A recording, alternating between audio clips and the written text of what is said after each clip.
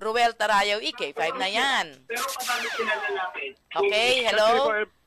Yes, K5 Eileen, dumulog na nga sa tanggapan ng National Bureau of Investigation ang ilang individual na binubuo ng mga mangingisda, manggagawa at pamilya ng mga overseas Filipino worker na nabiktima ng modus na mala-ala Ponzi scam sa Bataan.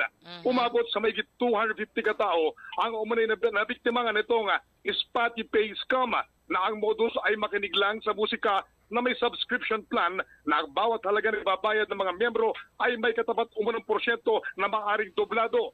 Ayon dito kay Pastor Michael Miguel at kanyang mga kasamaan, isa sa mga biktima aabot umano sa mga halagang 50 million pesos itong natangay ng mga scammer.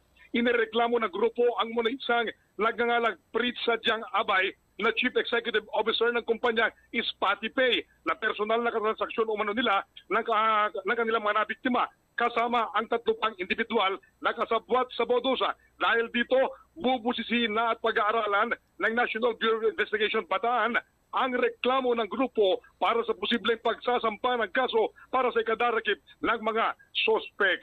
Ang balitang ito ay hatid sa inyo ng Mighty C. Para sa pang-araw-araw na pangangailangan, uminom ng Mighty C, the Alkaline Vitamin